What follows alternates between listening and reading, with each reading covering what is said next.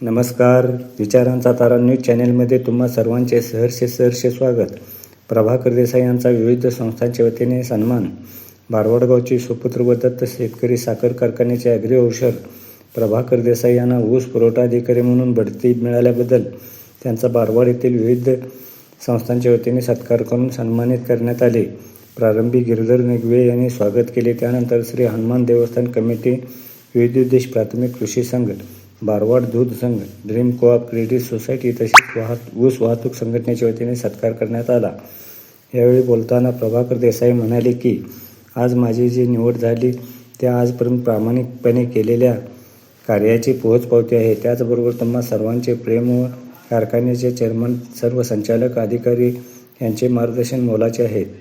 आज माझ्या कामाची व्याप्ती वाढली असली तरी मी गावच्या शेतकरी वर्गाबरोबरच जनतेची नाळ अबाधित ठेवण्यासाठी प्रयत्न करणार असल्याचे सांगितले. यावेळी धनाजी चौगले, मारुती कोणे यांनी त्यांच्या कार्याबद्दल मत व्यक्त करून त्यांना शुभेच्छा दिल्या. यावेळी अण्णासाहेब चौगुले, शशिकांत अर्जुनवाडे, रामचंद्र चौगले, किरण पाटील, संभाजी चौगले, विवेक गुरव, महादेव लोहार, रमेश तिटवे, प्रमोद देसाई, आप्पासाहेब चौगले, सुरेश चौगले, राजेंद्र पाटील, नरसिंगा माने, विनय पाटील, विशाल चव्हाण, अरुण माने, पोपट तिटवे यांच्यासह ग्रामस्थ उपस्थित होते. मित्रहो, विचारांचा तारा न्यूज चॅनेलला सबस्क्राईब करून, लाईक करून, शेअर करावी अशी विनंती करतो आणि इथेच थांबतो. धन्यवाद. विचारांचा तारा न्यूजसाठी रंगराव बन्ने, बारवाड.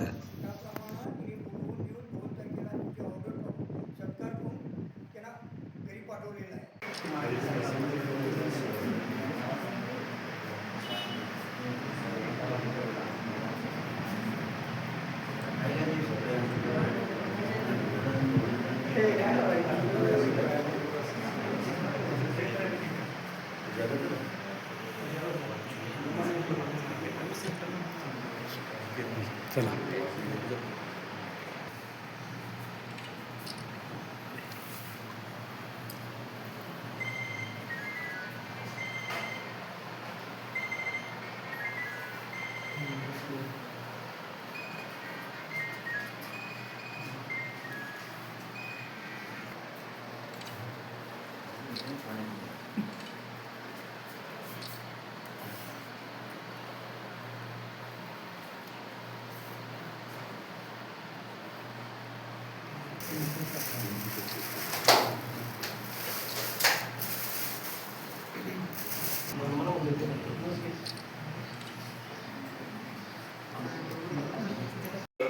अग्रेसर सहकारी साखर कारखाना, ज्या साखर कारखान्यामध्ये गेल्यानंतर शेतकऱ्यांचे अनेक प्रश्न सॉल्व्ह होतात.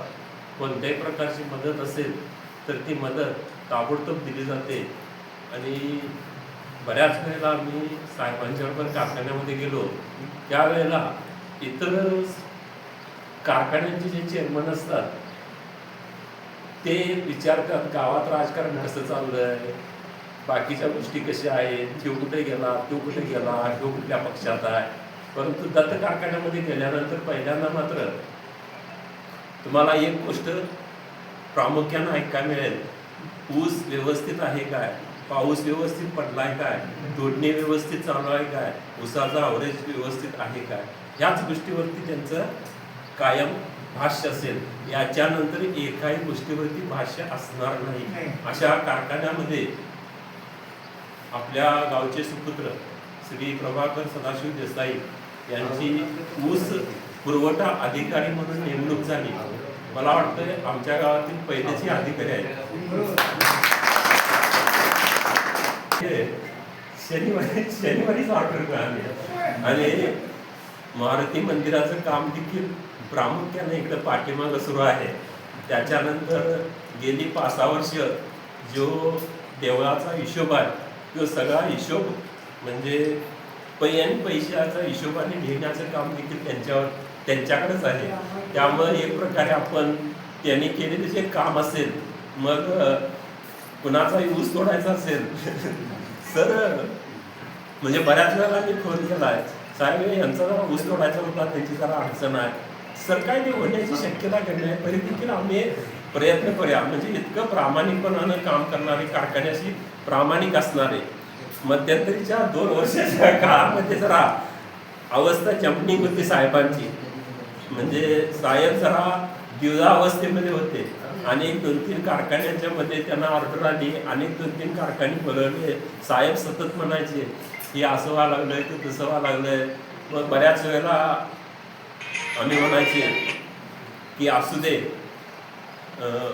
आपण कारखान्याशी फार प्रामाणिक आहोत आणि त्याचं निश्चित फळ मिळणार आणि ते फळ त्यांना काम मिळणार.